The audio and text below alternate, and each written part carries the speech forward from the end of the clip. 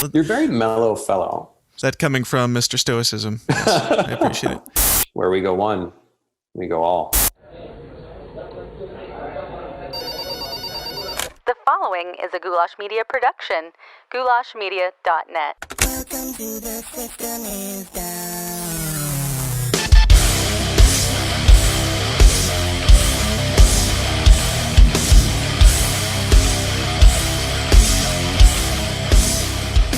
Well, what is up, Downers? Welcome back to the least comfortable show on the web. The System is Down. Happy Monday. Happy Monday to you. As I always say, I hope this episode finds you well on your place to, or on your commute to or from your place of employment, or whatever you're doing right now. Maybe you're brave enough to listen to this at work. Good on you if you are. If you're new here, welcome to the show. I appreciate you. This is the place where we talk about all the uncomfortable topics like conspiracies, politics, and religion, the things that are kind of, taboo, the things that ruffle feathers and wad panties, and things your family prays you don't bring up around the Thanksgiving dinner table. And out of conspiracies, politics, and religion, of course, we're talking about at least, if I remember correctly, at least two of those things today, because I'm talking to former chairman of the Libertarian Party, the one and only Mr. Nicholas Sarwark, who is also allegedly a CIA operative. We'll get into it. Anyway, we're going to get into that here in just a moment, but before we do, I got to remind you guys about our sponsors, our wonderful sponsors, Brave Botanicals. Brave Botanicals has all of your natural, lovely things like kratom, colloidal silver, CBD, vitamins, minerals, natural hand sanitizers, you name it. If the government hates it because they can't patent it very easily, then Brave Botanicals has it. They are the lovely sponsor of this show, and my favorite product of theirs is the White Borneo Kratom. I just ordered another 2 ounce of it yesterday or the day before. I don't know. I just know that it got shipped out this morning. So it's on the way because it's great stuff. It helps me focus, gives me a nice uplifting glow in the middle of the day, and helps me, as an ADD person with a messy desk who works at home, it's hard to stay focused a lot of the time. So it helps. Try it out. You can try it out for free at freeounceofkratom.com with the promo code TSID. And I got called out on the forum earlier this week because I posted a joke meme about people in Dare always said you're going to be given all these free drugs, and that obviously that's stupid. We would love that kind of a world, but that's not the case. And somebody called me out saying, hey, you offer free drugs on your show at the beginning of every episode at Brave Botanicals, so touche. But check out Brave Botanicals. Great stuff. mybravebotanicals.org or for the free ounce of kratom, and I think you can get links to everything else through freeounceofkratom.com. Again, enter the promo code TSID for the free ounce and for 5% off your entire order. Our other sponsor is, of course, you, the lovely, lovely, beautiful people of the Downers Club, the people that give us some of your hard-earned money in these trying times of the COVIDs and the world ending, and especially, the political season. Anyway, thank you guys so much for everything that you do. You are what makes the show awesome. Bigger, better, more beautiful every single week. And I would encourage you guys, if you like what you hear and you want to hear more, go join the Downers Club. It's not just a way to give me your money. It is a way to get bonus episodes of the show every single week, including the extended interview that I did with Nick Sarwark, where we dug into, of course, a little bit more conspiratorial stuff and had a little bit more fun behind the wall. So check it out. Bonus episodes, all sorts of stuff, our backlog, our forum, our separate forum that's exclusively for Downers Club members. Get it all at patreon.com/The System is Down, and I will love you forever. Forever, not guaranteed, but patreon.com/The System is Down, and join the Downers Club. All right, that is enough prattling on here at the beginning. Let's get into what you're here for, which is, of course, my conversation with the one and only Mr. Nicholas Sarwark. Ladies and gentlemen, let's get weird.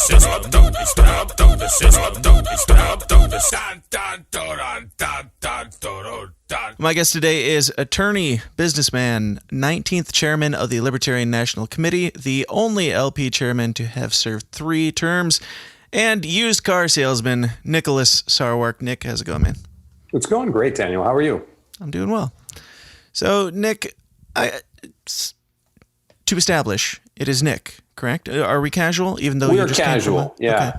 Even though I came from an official event, Business casual? now I'm not there anymore. Right on. So, first question, of course, has to be, the CIA. How much are they and George Soros paying you to destroy the Libertarian Party? Let's start with that. Sadly, they're not paying me anything. There's a rumor that's All been pro going bono, around Yeah, I've done such a great job destroying the party by bringing in the first congressman ever and building, unstoppable momentum going through 2014 through the 2018 cycle and managing the first virtual convention for a national political party in history that happened on time and under budget. So yeah, super destructive. Amen. So I want to get into some actually important stuff, but where did the CIA theory come from? I've only been even involved in the Libertarian Party for about 4 years, and I've just heard rumblings and people saying nonsense. So do you have any idea where it comes from, or? I know why? exactly where it comes from. Okay. So WikiLeaks dumped a bunch of documents. One of the document dumps they had were files they got from Stratfor, which is a private intelligence service like the Economist Intelligence Unit or Jane's Defense Weekly or something like that. Stratfor sold this newsletter, basically. You'd get a weekly or a monthly email newsletter where they would analyze the world, private source. This is Zane, or at least the top of Zane's head. They'd analyze this private source intelligence, and it was supposed to make you more informed about the world, right? If you were in business or you were in consulting or things like that, it was supposed to make you more engaged in intelligence stuff. Zane has decided he wants to be part of the interview. It's all good. We are business casual here, so bring your kids. One Christmas, my brother-in-law at the time, he later divorced my stepsister, he got me a Stratfor gift subscription, which came with a little book that I don't think I've actually ever read by one of their analysts. And then it was a year's worth of getting their emails, which were mildly interesting. But honestly, I had a subscription to The Economist at the time, and I learned more from the weekly news magazine than I did from this highfalutin intelligence service. So one of the documents that got dumped was their gift subscription spreadsheet. And the gift subscription spreadsheet had my name on it. It had my brother-in-law's name on it as the purchaser. It had the address of, I think, the book was shipped to my father's house in Tempe. And it came in a spreadsheet that was called giftsubscriptions.xls or whatever, right? The file literally says gift subscriptions. And they're like, which is this code is for what exactly? that he's a CIA plant. I was like, no, it's proof that my brother bought me a gift subscription to an intelligence service because I was in consulting and was interested in that sort of stuff and kind of a nerd.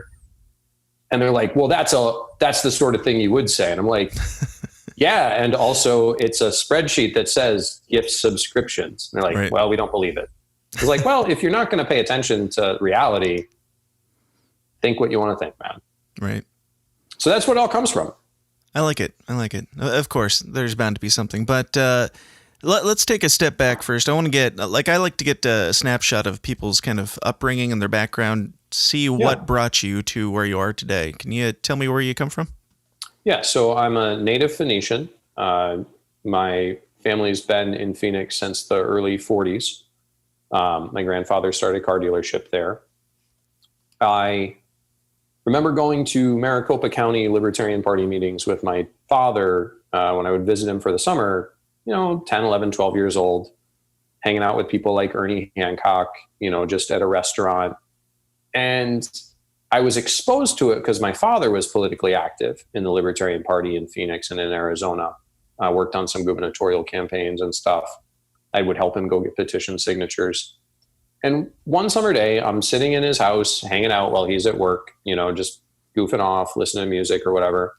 And he had a copy of David Bergland's Libertarianism in One Lesson. Bergland, by the way, is the only other Libertarian chairman. He recently passed away, but he served 3 terms. They just weren't consecutive. They brought him back about 10 years later to fill in a gap. I read that as a child and thought, this idea that I don't get to run somebody else's life, they get to make their own decisions for themselves as long as they're peaceful, it made sense to me. And so I am one of those second generation libertarians. I was raised that way. I adopted that as my own political philosophy and have lived that way my entire life, which gives you a different perspective. I'm not going to say it's better. There are a lot of libertarians that are better than me who came from Republicans or Democrats or socialists or wherever. Sure. But it's different because if you've left something behind, you always have a certain amount of baggage with the place you left, even if you hate it.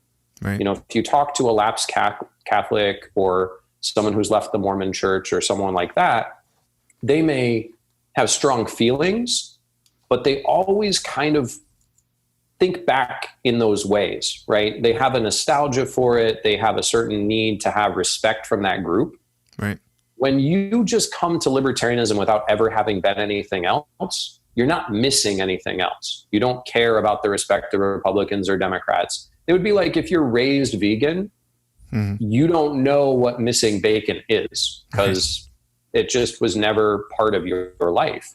And it gives you there's a little more swagger and confidence you get, but there's also kind of a fresh way of looking at things. You don't think about ideas as what would these Republicans I ran away from think about this? Or what would the Democrats think about this?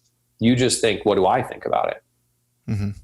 And, I brought that into when I got out of college. I got involved in the Libertarian Party of Maryland, ended up state chair a couple of years in. I was probably like 21 years old.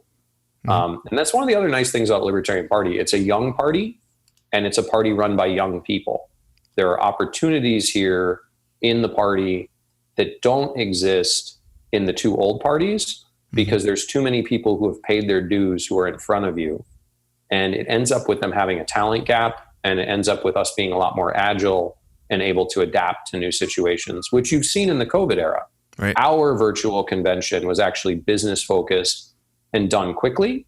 Theirs has been, overproduced and delayed and has turned into, kind of, it's a much fancier mess. Right. Much more expensive mess too, I'm sure. Indeed. So you were raised libertarian, essentially. You're, I think, the only person I've ever spoken to who was actually raised libertarian, aside from my own children. But what got you interested in actually dipping your toe in running yourself?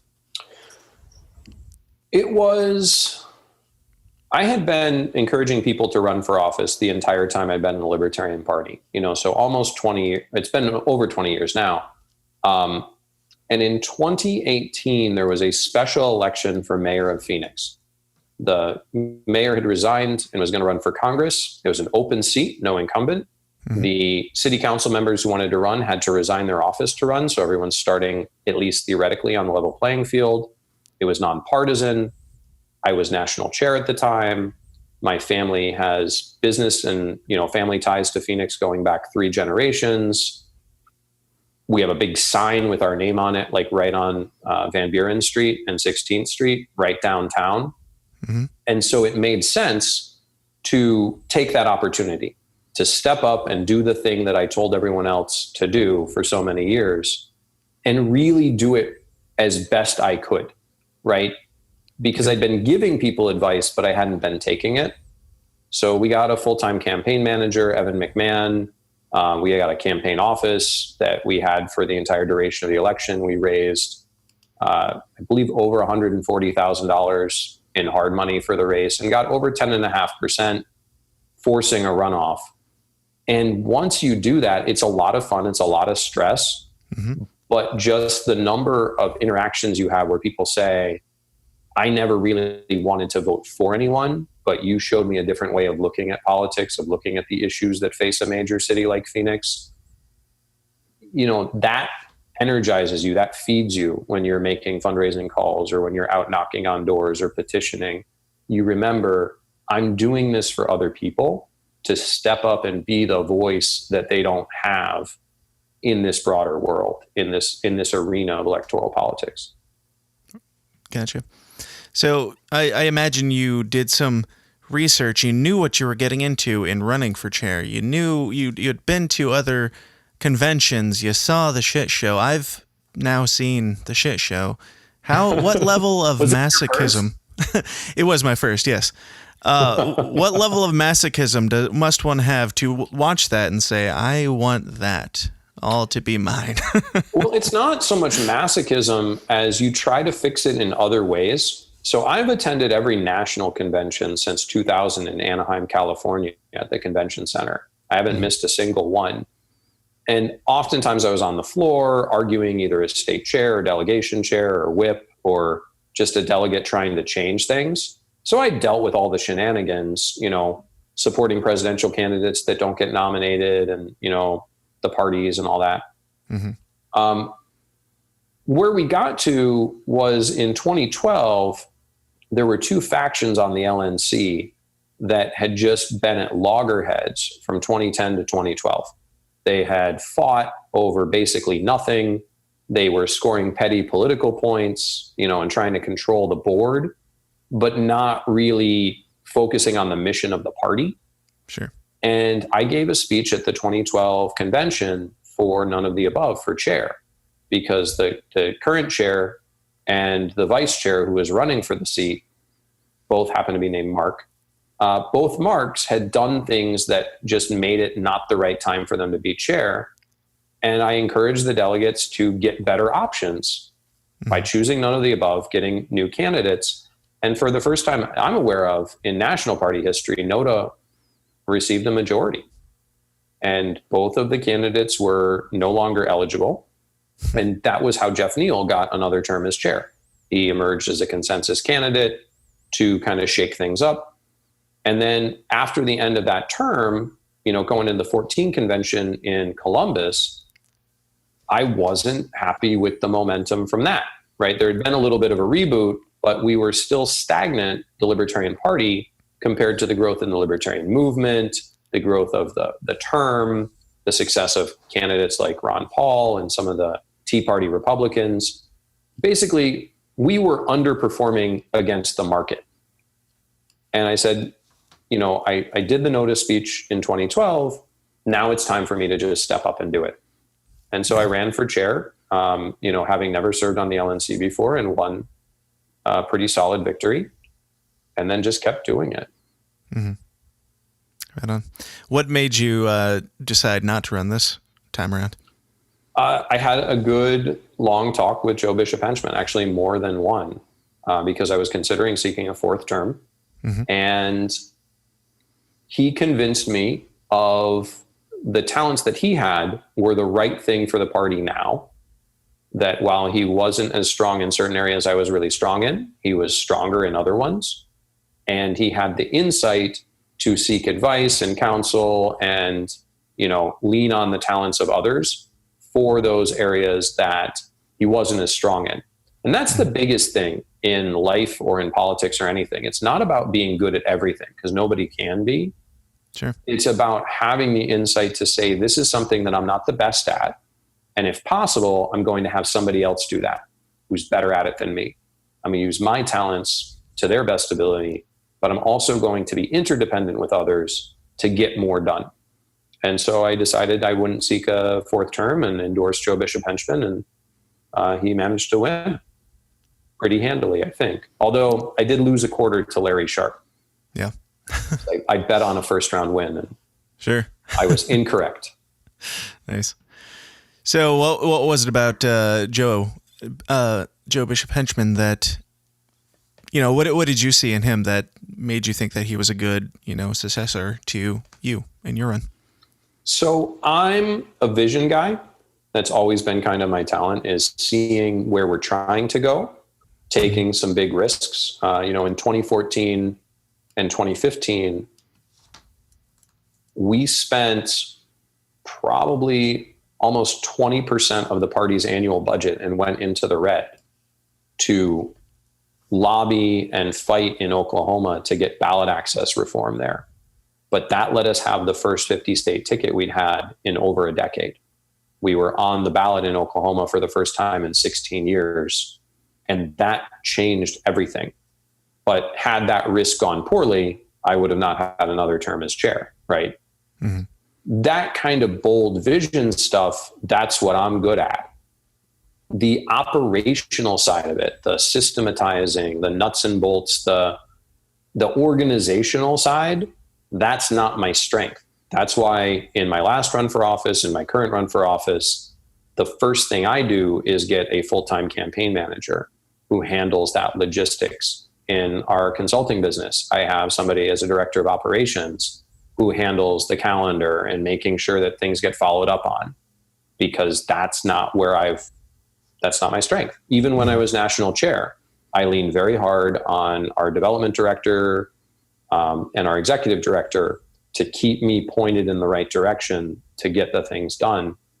And it just seemed like there was enough vision and enough direction of the party, with Amash coming over, with the momentum out of 2016, with keeping the momentum up in the midterms in 2018, that the die had been cast for what the shape of the party was going to be. And now it was time for somebody to come in and build up that structure, to strengthen it, to expand it, to make sure that everything's firing on all cylinders. So Joe was that guy. Right on. You mentioned Justin Amash coming in. With that situation, had he gotten the nomination and stayed in, would you have, like, hypothetically, if they had put you up as VP running mate, would you have accepted that nomination? I would have. I actually had organized things in a way that I would have been able to accept the nomination had it been suggested and offered. Mm-hmm. Well, what's your take on the whole Justin Amash thing? Because obviously there's two very polar sides. I think it's mostly based on his timing and his coming in at the time that he did. But what's your take on all that? Congressman Amash is methodical and has always been methodical. And that steadiness, that careful thinking, that strategizing is one of his greatest strengths. But it also has resulted in sometimes where he hasn't moved as fast as other people wanted him to move. Sure. He moves at his own pace. And actually, a lot of people can take a good example from that. He doesn't jump until he's ready to jump. He doesn't let everyone else pressure him into making a move he doesn't want to make. And that was what we saw similarly, where after that initial buzz in media, he was getting less media attention. The focus was not on the issues he wanted to deal with. And he sensed that this was not the right time for him to run for president. Mm-hmm. And one of the things that I would remind people of, and have for a long time, people love in the Libertarian Party to sit around and say, Penn Jillette should run for president, or Gary Johnson should run again, or we should get John Stossel or Justin Amash or whoever. The person who has to decide to run for president is the one who runs. They're not doing it for you. And it's an incredible amount of entitlement and hubris to think they should do what I want them to do. Right. So Congressman Amash had to make his own choice about what he thought was possible. And while there are a bunch of libertarians, myself included, who thought it was a great time for him to run for president, this was the perfect time, mm-hmm. He has to feel that too. If he doesn't feel that, none of it matters. Nothing else matters. And, I think he's chosen to go a different path. He's doing great work in Congress. He's doing great work as a cheerleader for libertarian candidates up and down the ballot, really still putting the lie to the two-party system, supporting the growth of the Libertarian Party. He's just doing it in the way that makes the most sense for him right now. And I'm happy to be part of the fight with him, because I'm doing it now from a different place than I was. Yeah, absolutely. So where are we at now? Like between Gary Johnson and Bill Weld running in 2016 to now, what do you see the differences in this campaign versus that one? So inherent name recognition was definitely higher in 2016. While both of those governors had been out of office for a while, they had some inherent name recognition in their geographic areas. Mm-hmm. So up here, if I go to a diner in Manchester, when Weld was running in the Republican primary this last time around, people would just talk about Weld because they know him, right? He was the governor of the state just south of here. They see him all the time.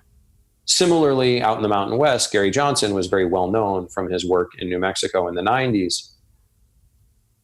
Dr. Jorgensen and Mr. Cohen don't have that inherent name recognition. They don't have as much mass market pre-existing name rec. Mm-hmm.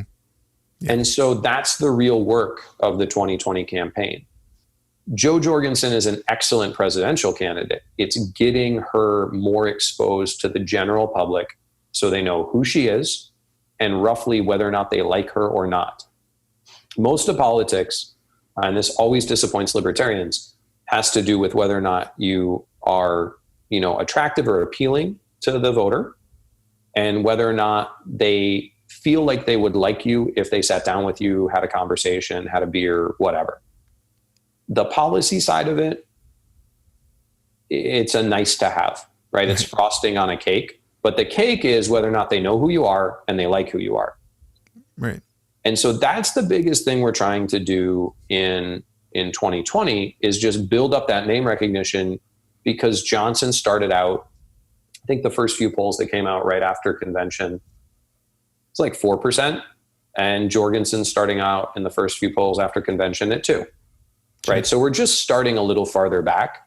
I think the runway is still there, and the runway is there for any libertarian candidate in the kind of polarized situation we have to really expand the base, primarily focusing on independent voters who are every election voters. Right. So they vote midterms too, but they're not primary participants. They don't get involved in the other two parties' shenanigans.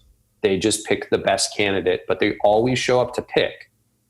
That's who you target, and you build up name recognition. And some of the work that I'm doing in other campaigns right now is that basic name recognition stuff, either through commissioning your own polls, doing polls that are suggestive to the voter. This is a candidate you may not have known about, door knocking and canvassing, targeted social media stuff that just presents the candidate, presents the name, presents a positive image, small donor digital fundraising, but everything dovetails back or funnels back into the voter is more likely to know the candidate's name and positively associate them with having that office or voter intention. And that's the key to the whole thing. Do you think she's got a shot at anything? I mean, anything can happen. I work with the campaign, so 2020. I'm for it, but we're all realistic to some degree. But where do you realistically, what are your predictions for this thing? I don't have solid predictions because it is a very odd race. In 16, people would come up to me afterwards and bet. I actually have an outstanding bet with someone for $100 that the 20 ticket would do worse than the 16 ticket, because we got a gift of they nominated the two worst human beings available to run in the current president and the former Secretary of State. Right. And I said, you're right. We some of it's skill, some of it's luck, right? And you take advantage of luck when it comes to you. And they're like, that'll never happen again. They would never nominate the two worst people in the country to be president. But it turns out that the Republican Party decided to stick with the worst person from last time, and he's only gotten worse. Slightly less there, but definitely worse. And the Democratic Party picked somebody else who was equally not all there and pretty damn bad, has a terrible record on all of the salient issues of the day, like criminal justice reform, free trade, like really any of it. Was always number two. Through his entire career, had never had an opportunity, and their party got scared of insurgent candidates, as parties have been known to do. And they're like, let's all rally behind the, Obama's VP. Like, people know him. Right. He's easily malleable. Sure. And they basically, it's almost, I don't want to say a cruelty, because he obviously has wanted to do this for decades and decades and had never won a state primary until this time, showing his strength as a candidate. But there is a little cruelty to it, because he's not up for the task. I talked to a donor before I was no longer chair and no longer making fundraising calls for the party, who was just about to have like his 80th birthday. And we were just talking about, presidential politics. This is before the nomination. And, I brought up Biden, and the guy, you wouldn't think it with somebody who's of that age. He's like, he's not all there. They shouldn't have done that. They shouldn't have put him up. He's not right.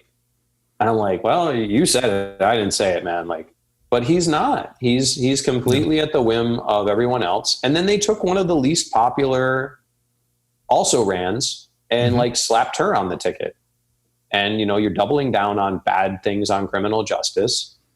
What a strange time. What a strange time to make the decision of a Biden Kamala ticket when the world is burning. And then you've got, well, and you've got, God help them. You've got the former first lady and the senator from Vermont, like desperately pleading with the convention goers last night to get behind this dude, even though he sucks.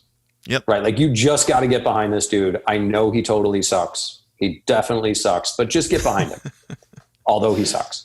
And it's like, it's just, if it wasn't so serious for the country, it would be sad and laughable. But it is serious. And we have to stand up and say, look, neither of these guys is any good. They're not going to do good things for the country. One of them is probably going to win. But you can either be a part of that, you can lend your voice to that.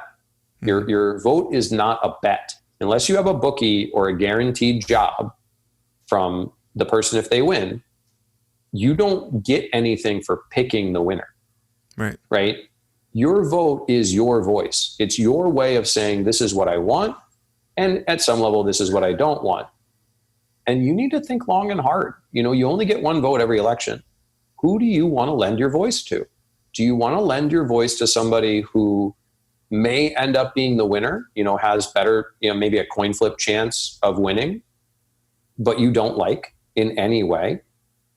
Or do you want to lend your voice to somebody that maybe has, a 5% shot of winning, but you really believe in what she believes in? She speaks for you. She carries your voice farther. That's a much more inspirational message. And that's what we really need to share with the American voter. We don't get in the mud of which semi not there old guy is the worst one for the country, because even asking that question shows you've already given up. And I, for one, refuse to give up on America, even if the people that want to vote for one of the not quite all their old guys already have. Now, as a member of the CIA, as a plant, what is your take on the entire, with an entire country, we come down to these two options, which is a crazy old rapist or a crazy old racist rapist. How do we get to that point where those are the two options? It simplifies elections. When you have two terrible people, then the only salient question is, without having another option, is who's worse. That's simpler. That keeps people staying home. A lot of people just say, no, I won't vote for anyone. Right. And to those people, you have to explain, no, I won't vote for anyone is a lot more effective and easier for people to hear when it's, no, I'm going to vote for the person you don't want me to, but I'm going to bother to go down to the polling place to do it. So I paid attention. I'm just not going to fall into your fear-based trap. So voter apathy, this goes back to, Lee Atwater, who then taught Karl Rove, getting the opposition to stay home and getting the base to turn out and having smaller and smaller denominators in elections makes them easier to run and easier to handicap. You can do better campaigning when it's simple. And so that style of politics has been ascendant in America for the last 40, 50 years. You have a little bit of glimmer with the first Obama campaign where they were trying to do something inspirational. But, you go to second Obama campaign, the reelect, and it's the same kind of, isolate, make people apathetic who are for the other guy, make people super enthusiastic for you, and, do a bunch of negative stuff, scare people about what could happen if they let the other guy win. Right. So let's talk more about you and your actual remembering the memories, the fondest and worst memories of being chairman of Bag of Cats. What were some of the more colorful stories, the more controversial moments and such? Was there any controversy involved in my chairmanship? I thought it was pretty smooth sailing, like the whole time. No comment. Everything just basically clicked together. Nobody was ever mad at me. It was delightful. No, I mean, the biggest theme, at least of the downhill of the chairmanship, right? So like 14 to 16, 16 to 18, kind of the uphill. And then going into the 18 convention with the rise of, a bunch of people who were very big fans of a certain podcaster and not big fans of me calling out that podcaster. That's where it got a little nastier. But what it really came down to is there's two kinds of libertarians, right? There's inward focused libertarians and outward focused libertarians. There's people that are focused on being a voice for freedom for other people who are not libertarians yet. And there's people who are focused on being the most precise or intense avatar of what I believe, right? Inward focused libertarianism.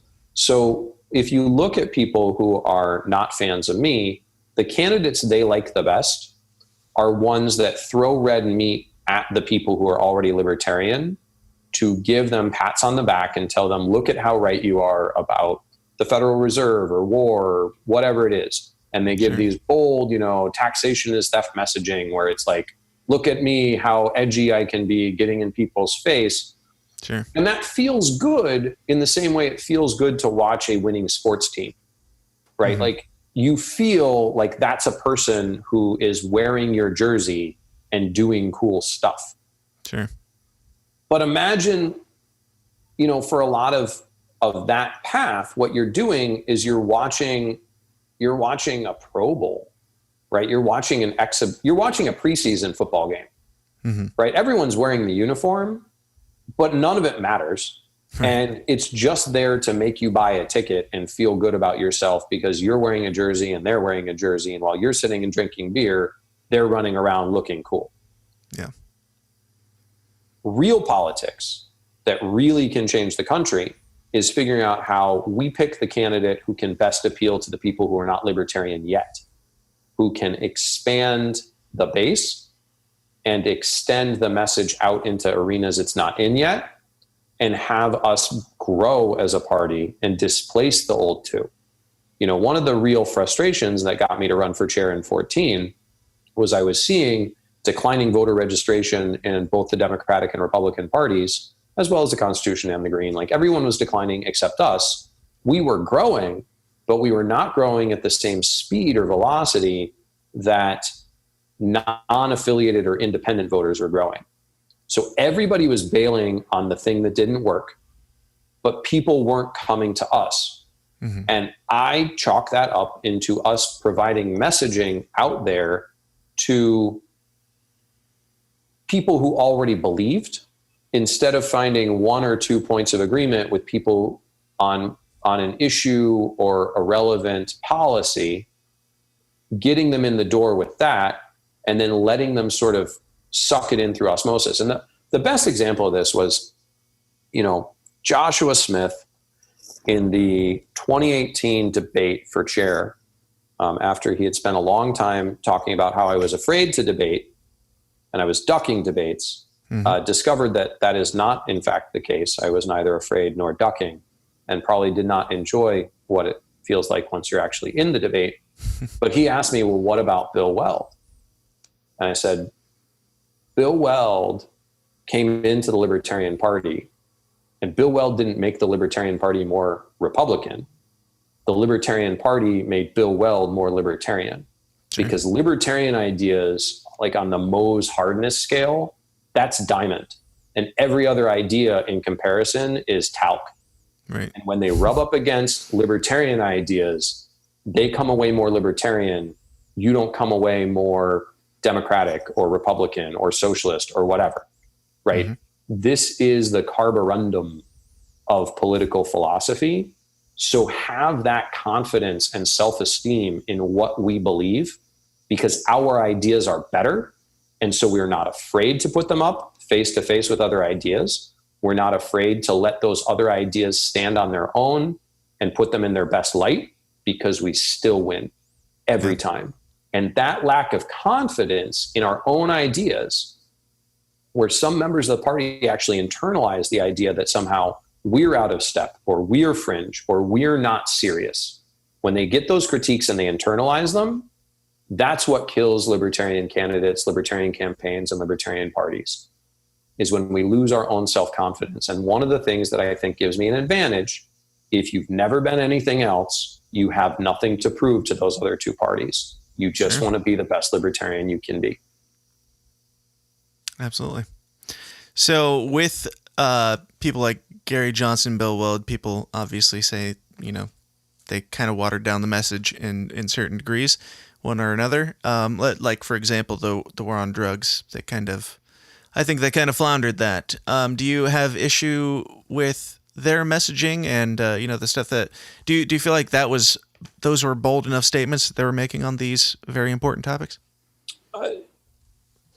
They chose a way of speaking about that issue that I would not have chose, and I would not have advised them to choose. But their position on the war on drugs was the most bold and radical position available in the 2016 presidential election. And to the average voter, that was a bold libertarian message. And, there's a thing about people have to be ready to hear something before you can give it to them. I could explain to you the finer points of winning a criminal jury trial, but a lot of it's going to go over your head without having previously gone to law school and had the experience of picking a jury. Like, there are things that you just can't get until you get the thing before that. What we have to realize, especially at the presidential level, right, that top of the ticket is the most basic libertarian persuasion. That's us getting people to just consider voting for a libertarian, maybe for the first time in their life. And they don't need the whole thing to do that. Right. They need what they can internalize and what makes them feel good. The other issue is when you get real focused on trying to make the message bold in every single aspect of it, you can do something that in car sales you warn salesmen about. If you have 10 features that you memorized on a particular car and you tell the customer about like the first two, and that customer, you're like, oh my gosh, it has rack and pinion steering. I love rack and pinion steering. That's the best. That's all I've ever really wanted in a car is rack and pinion steering. How much is it? And you tell them. And then you're like, but wait, my sales script says I'm supposed to tell you about the other 8 things that are in the car. Right. And you tell them the other 8 things. Then it turns out that they hate heated seats. Heated seats are the worst thing ever. They'll never have a car with heated seats, and they walk out. Right. Campaigning's the same way. People talk past the sale all the time. If you say, hey, I'm Jo Jorgensen, and I want to protect your Second Amendment right in a way that none of the other candidates will, I believe that you have a right to have whatever gun you can carry for whatever purpose you want to have it, because that's what our founding fathers died for.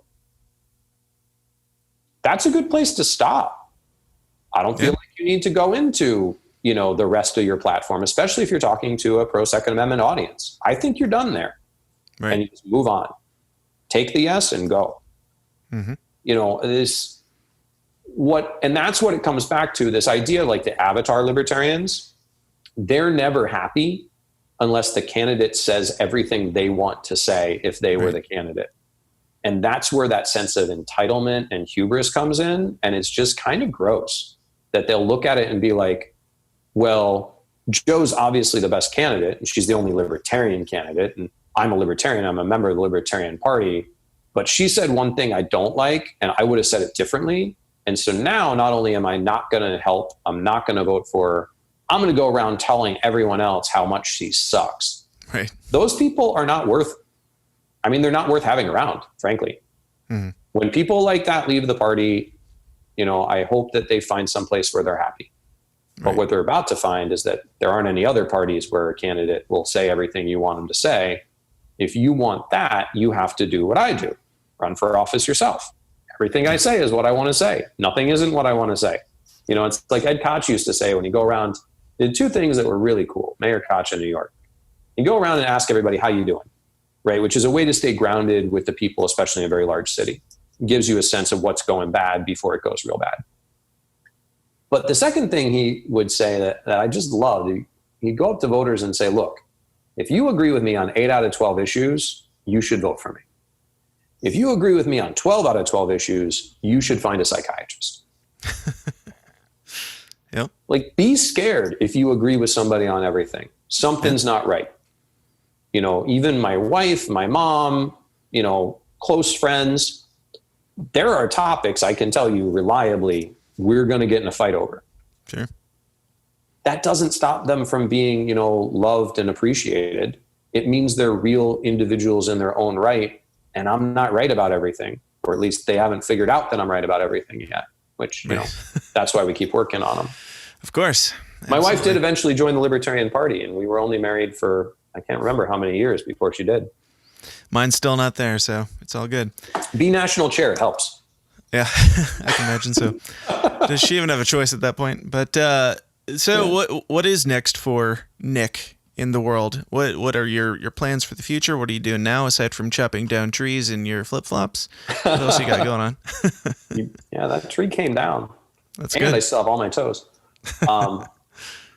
So I've got a lot of stuff going on right now. I am the principal of Wedge Squared Strategies, which is a political communications and strategic consulting firm. We do stuff. We help nonprofits. We help political candidates. We're super busy right now because it's election season. So we are working with Senate candidates around the country. Currently, we're working with Brad Barron, who's running for Senate in Kentucky, against Mitch McConnell. We're working with Ricky Harrington, who's running for Senate in Arkansas in a two-way race against Tom Cotton, who is probably one of the most loathsome members of the Senate. Working with Rick Stewart out in Iowa, who's running in a very hotly contested race between the incumbent Joni Ernst and Democrat Teresa Greenfield. That's a toss-up race, and we can make huge impact in these toss-up races where we can get attention for our ideas and actually control the balance of victory, not only in the covering the spread side of it, you know, that's sort of the betting mentality, but in the, if we stay focused on messaging, whoever wins that race, if it's not Rick Stewart, is going to have to adopt Rick Stewart's positions. That's the only way to victory. Nice. We're working with a couple of lower level candidates here and there, you know, trying to identify good candidates and help direct contributions their way from people that still ask me for advice. And that's been a way of, you know, even though I left party chair, I still want to see the Libertarian Party succeed around the country. So what we try and do is get everybody to make bigger impacts in these strategic races where there's an opportunity and somebody is willing to seize it. I started Libertarian Policy Institute. It's a 501c4 nonprofit that provides public policy papers at the layman's level for candidates to use to try and be smart on an issue with creative libertarian solutions that may not be 100, you know, totally in line with the platform, but they're achievable within the next 2 years if you get elected, or you can convince somebody else to get elected to do it. That's coming along. Actually just opened our bank account so we can take donations more easily now.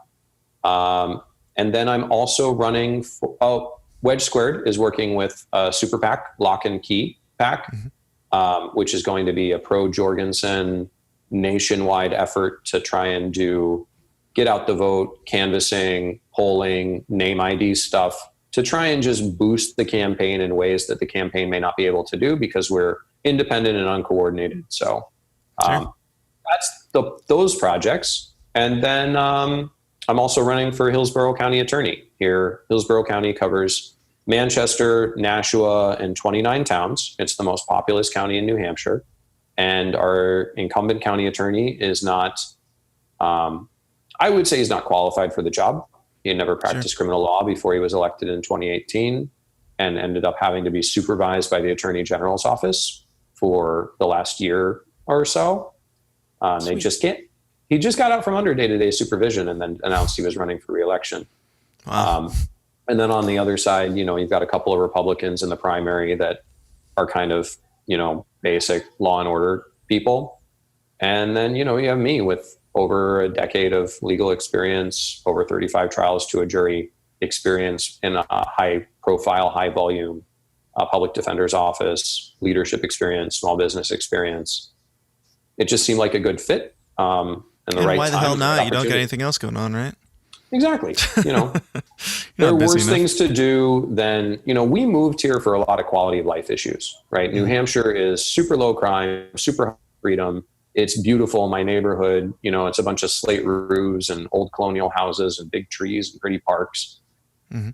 We want that for our kids. We have 4 kids. We want them to grow up with that.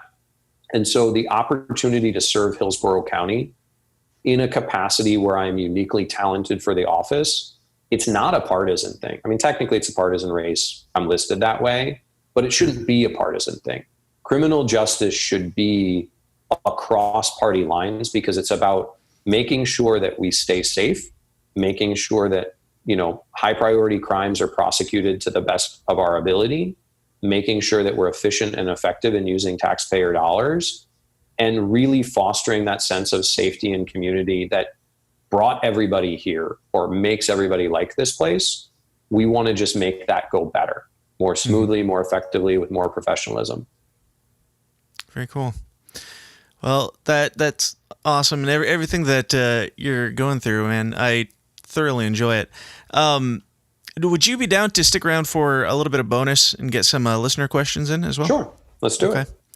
Well, Nick, it's been an absolute blast talking to you, man. Tell everybody where they can find out all the information about you, your pack, all your endeavors you got going on right now. Sure. So the best way to keep track of what I'm doing, follow social media. If you go to @nsarwark on Twitter or @nsarwark on Facebook or @nsarwark on Instagram, it's good to have a unique last name. It's always the same social media address. That'll keep you up to date with stuff.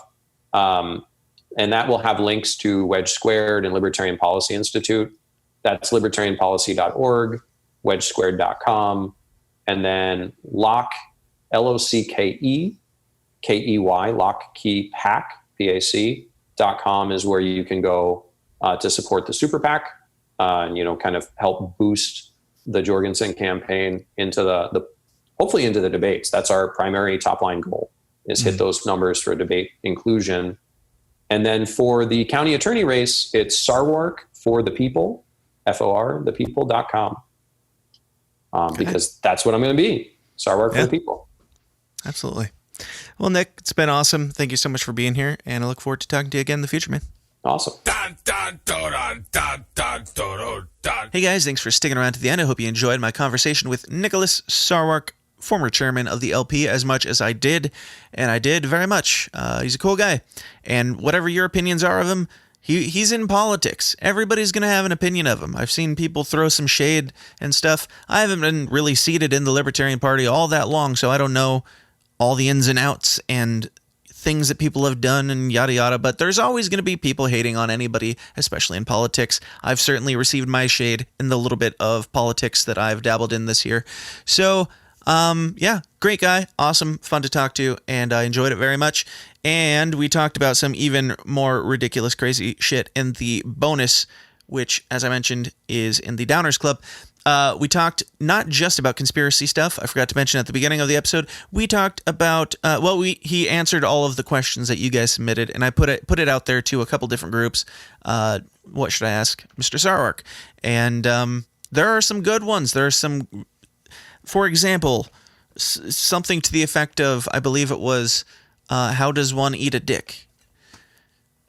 And other such colorful content. Just know that I'm not. If it's your question, I'm not above asking it to people, because it's not my fault that you asked a ridiculous question. But if you want to hear those ridiculous questions answered by Mr. Sarwark, go join the Downers Club at patreon.com/The System Is Down. You'll get the bonus extended episode. You'll get all of our backlog content. You'll get bonus episodes of the show bonus episodes of the show every single week.